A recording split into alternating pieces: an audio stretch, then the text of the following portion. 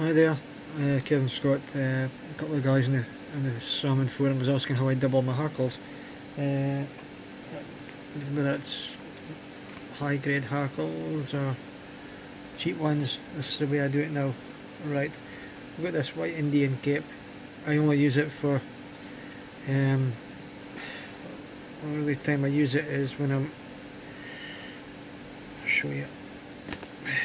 It's just a cheap cape I got. What I do is take the hackles off, strip them, and I've also got a brown one, a very cheap brown one, and I use them for the feelers and the Francis flies, because I'm not going to use good capes for that. So if you can't, look for really cheap, go to your tackle shop, look in the basket for cheap Indian capes. No matter how bad they are, if they're natural white, you can get them. Natural brown, you don't want any dyed brown, natural brown, get them as well. I think I paid about £3 for this one, and it's just absolutely full to the brim. This one, I've got a brown one the same, and the hackle stocks are perfect. But anyway, I'm just going to use this to show you how to double the hackles. I learned this from watching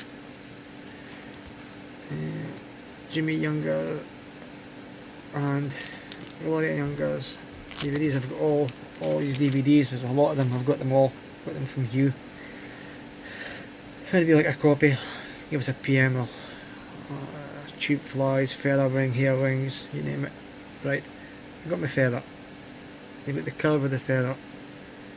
This is the way he does it, and it's just brilliant. Right, curve of the feather. As you can see, it's got a curve up the way. Now you need this, so the curve is obviously the curve is facing in towards you.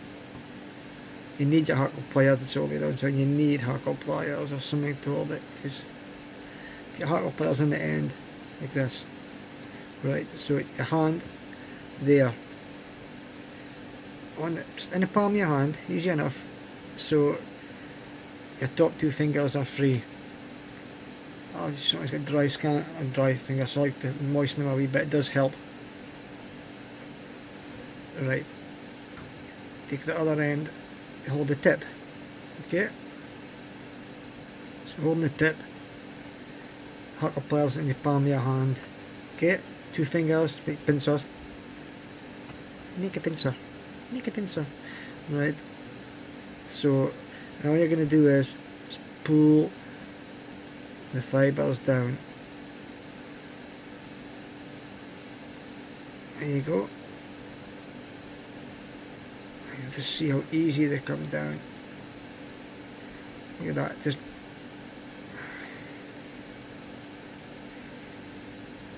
look at that. Oh, right down, and they come right down straight as well. It really is. And just move up up the feather a wee bit. Up your hackle. Your fingers get a bit dry. Just keep moving up. If it's a longer hackle, just keep moving up. Stroking back, and that's it. Look at that.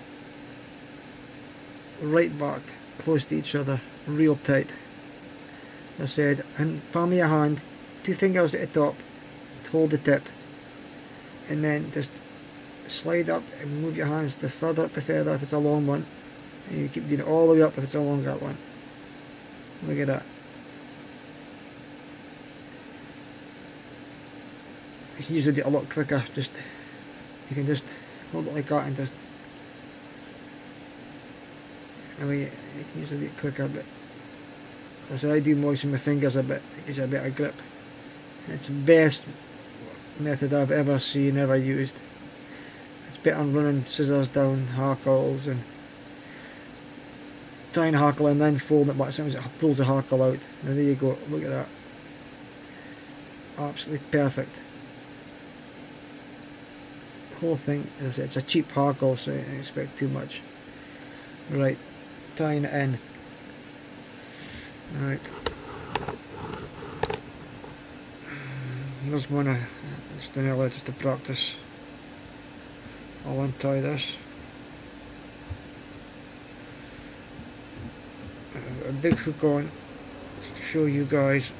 Also when you're tying them in slightly different as well. Okay? Normally you'll tie them in along or on top. This way you tie them in across. Let's see if I can zoom in on this.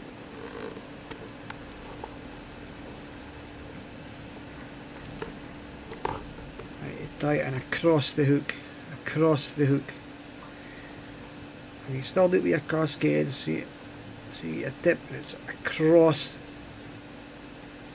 See, across the hook. Doesn't matter how much hackles you're tying in, whether it's your cascades, 2 or 3, 4 hackles, you can do the same. It's still easy enough. Snip. And I like to use marker pliers because I think you always get a bit of twist if you don't. Hackle pliers. Right, and you get closer turns. Now that's a low grade hackle, so I expect too much. Right, there you go, and use it. Look at that, just sweeping right back straight away, and the stem's going on first, so you get closer turns. Okay, and that's a low grade hackle, Chinese. No, sorry, Indian Cape. I'll just tie it off there.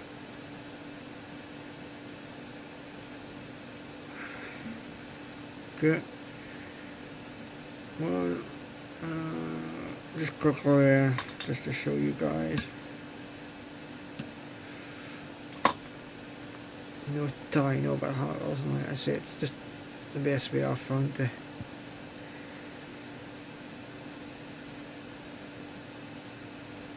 There you go, and just quick push back, and look at that, swept right back.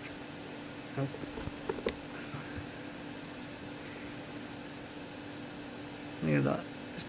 That's just a cheap Indian Cape, which like that. That's just perfect. Look at that. That's the best way ever to fold hackles I have found. Better than taking your scissors down them. Just using a big hook just to show you guys. There you go. And that's just a cheap Indian Cape. I put it on auto zoom, sorry, I usually put it on manual and focus it. There you go.